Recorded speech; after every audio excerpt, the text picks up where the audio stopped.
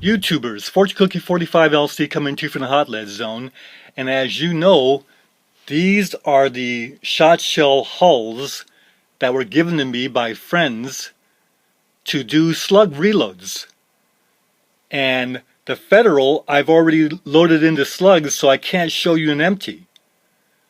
But just looking at these, I've noticed something very important, and that is that all the factories choose to use the two-piece hulls for their slug loads. Even the companies that make the one-piece injection molded hulls like Winchester in the past, or Remington even today, they choose to use the two-piece straight wall hulls to do their shotgun slugs. There's a message there that's probably pretty important for us, and we should not overlook it. Because I've been doing a lot of work with the one-piece injection molded hulls to do slug loads, and not happy with the final results. Does not compare to now, for all of you who are new to shot shell reloading, there are two basic types of empty hulls, whether you're loading shot or buckshot or slugs. What you have is the one-piece injection molded hull, where they take a mold and then they have the plastic mixed up and then they inject that into the mold under pressure and it fills out this shape, and then they set the plastic either with a chemical or light process or a self-curing process, and when it hardens you have this hull, and it's integral, all one piece. The body of the hull, which is tapered, gets a little bit thicker down here near the head, and then has a integral base wad and primer pocket.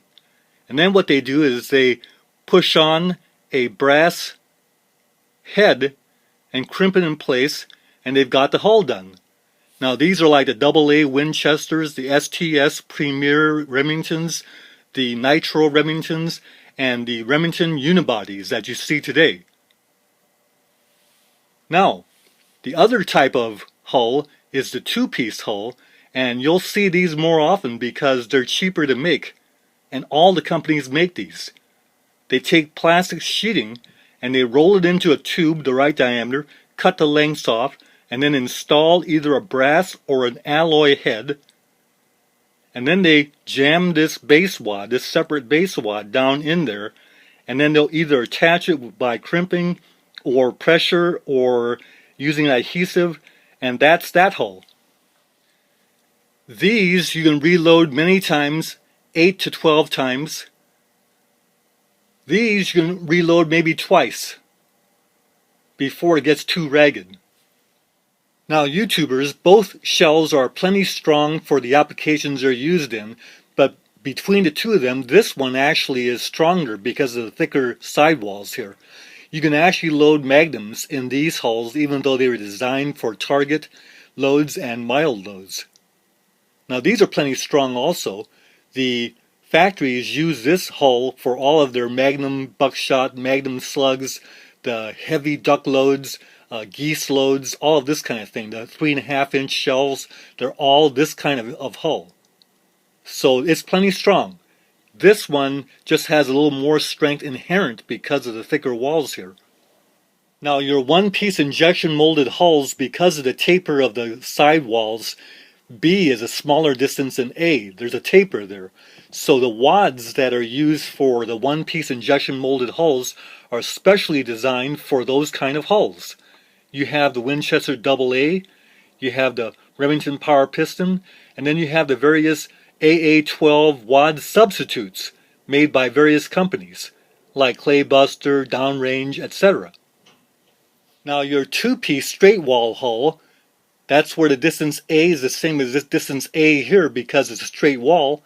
They take a different design wad, and the best known of those wads is the Federal line. They are all made for straight hulls. Now BPI also makes hulls and wads for straight walls. But what you have here is the Federal 12S1, good for shorter slugs, the Federal 12S3 for medium size and Lyman 525 slugs, and then this one in case you need to have a taller column, and you can put any wad in here along with spacers. This is the Federal 12S4. Now notice that these wads are designed to have a real tough, strong compression zone, so they serve our slug loads pretty well, and these might be the way to go for doing our slug loads, because again, all the factories use two-piece hulls for their slugs. Now YouTubers, we do need to keep in mind that none of these wads were designed for slugs. They were all designed for target loadings of shot. Target loadings around 1250 feet per second. To try and get these wads to perform well with slugs around 1500 feet per second is very difficult to get to work well. If you look at what the factories have, they have specially designed wads that fit the slugs and slugs that fit the wads. They start proprietary to work together for maximum accuracy and power.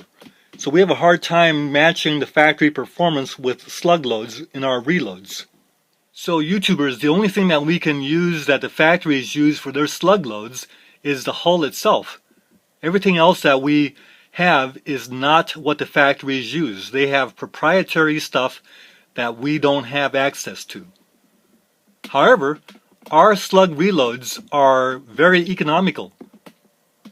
We cost our slugs out at 1/10 the cost of factory slugs, and we sure like that.